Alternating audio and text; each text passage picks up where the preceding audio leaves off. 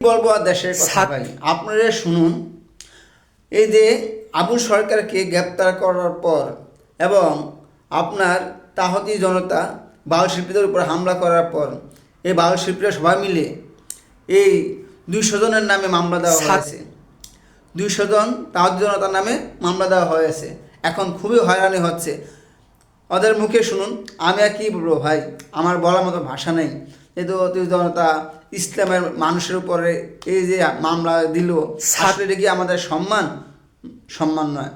তা শুনুন, ওদের মুখে শুনুন ওরা কি বলতে চায়, কি বলতে আছে।